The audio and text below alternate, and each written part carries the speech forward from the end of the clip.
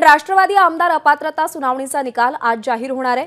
विधानसभा अध्यक्ष राहुल नार्वेकर दुपारी निकालाचं वाचन करणार आहेत। त्यामुळे कोणाचे आमदार अपात्र ठरणार, अजित पवार गटाचे की शरद पवार गटाचे? विधानसभा अध्यक्ष नेमका काय निकाल देणार याकडे सगळ्यांचं लक्ष लागलंय। दरम्यान राष्ट्रवादीच्या आमदार अपात्रता निकालासंदर्भात चर्चा करण्यासाठी आपल्यासोबत ज्येष्ठ विधिज्ञ उज्ज्वल निकम सर आहेत। सर, आपलं नमस्कार, मनापासून स्वागत आहे एबीपी माझामध्ये। नमस्कार सर, पहिला प्रश्न हाच आहे की आजच्या निकालाचा जर विचार केला तर पॉसिबिलिटीज काय दिसतात तुम्हाला कायदेशीर सगळ्या प्रक्रियेचा विचार केल्यावर?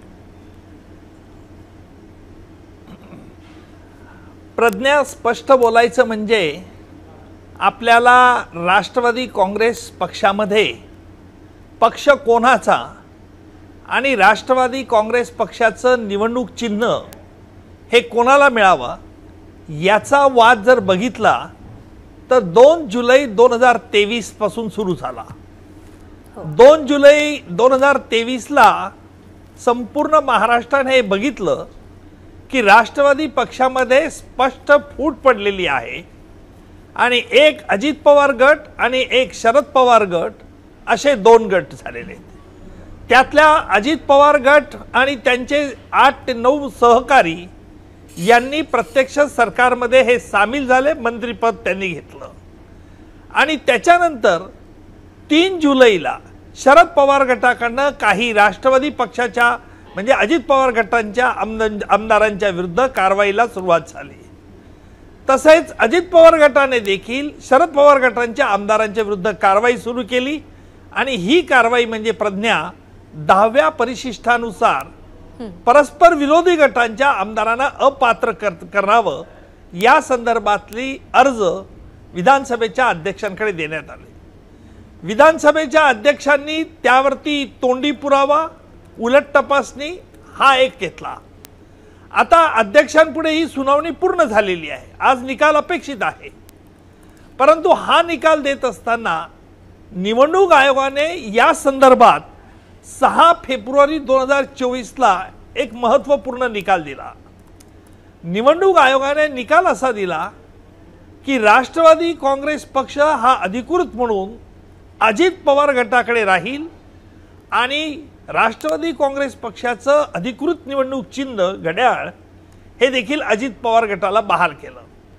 निवडणूक आयोगाचा हा जर निकालाचा अभ्यास केला तर आपल्या असं लक्षात येतं की निवडणूक आयोगाने 3 कसोट्या लावल्या।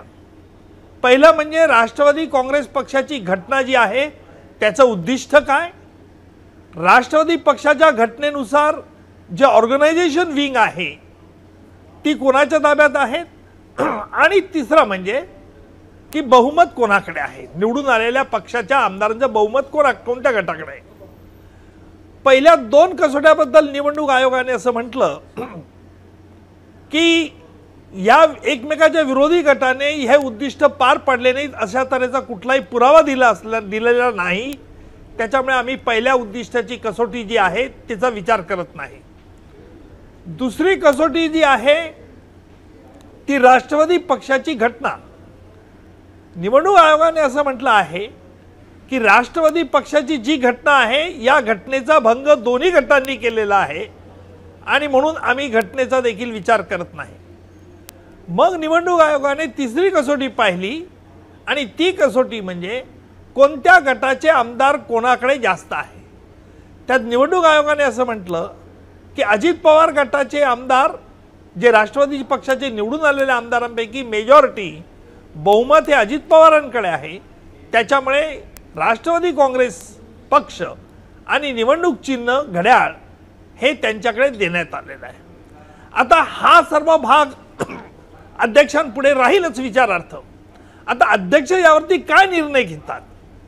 आता आपण बघितलंय की निवडणूक आयोगाने ज्या काही गाईडलाईन्स दिलेल्या आहेत त्याचा ते विचार करतात का अध्यक्ष त्यांच्या अधिपटलावरती राष्ट्रवादी पक्ष हा एकसंघ असताना प्रतोद पक्षाचा कोण होता हा विचार करतात।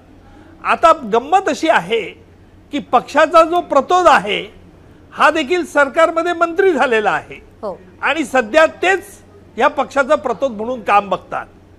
म्हणजेच राष्ट्रवादी काँग्रेस पक्षाने ज्यांना अधिकृत प्रतोद म्हणून व्हीप नेमलं होतं ते व्हीप अजित पवार गटांकडे आहे आणि त्याचप्रमाणे त्यांची नोंद देखील विधिमंडळाच्या कार्यालयात आहे.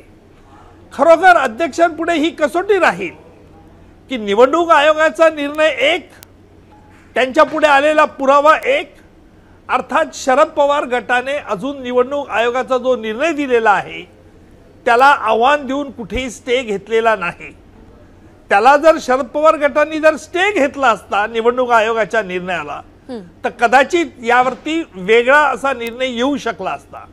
परंतु शरद पवार गटाने अद्यापर्यंत माझ्या माहितीनुसार निवडणूक आयोग जे म्हणतं की घटनेचा भंग दोन्ही गटांनी केलेला आहे त्यामुळे घटना आम्ही विचारात घेऊ नये, हे माझ्या मते सकृतदर्शनी निवडणूक आयोगाचा निर्णय चुकीचा आहे. परंतु याला आजपर्यंत कुठेही आव्हान देण्यात आलेलं नाही. त्यामुळे तो निकाल किंबहुना सर्वोच्च न्यायालयाने त्याला स्थगिती दिली नाही. त्यामुळे अध्यक्ष देखील तो निर्णय पायाभूत मानतील आणि मला वाटतं डिस्क्वालिफाय करण्याच्या संदर्भात अध्यक्षांनी ज्याप्रमाणे मागे भूमिका घेतली होती सब खुश रहो त्याप्रमाणे ही भूमिका घेतात की काय असं देखील मला शंका येते आहे. अर्थात बघूया, 4 वाजेची वेळ आहे, काय होतं ते बघूया.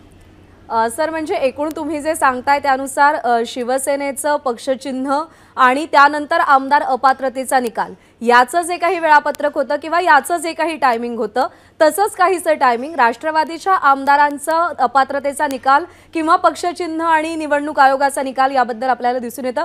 सेम फुटप्रिंट्स फॉलो होतील यावेळी सुद्धा?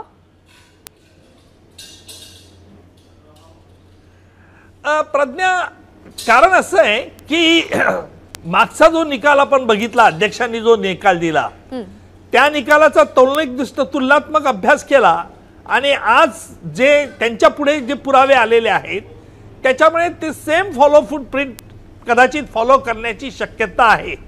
मला असं वाटत नाही की कुठल्या तरी गटाला ते आमदारांना अपात्र करतील, यावेळेला कुठल्या आमदारांना अपात्र करतील.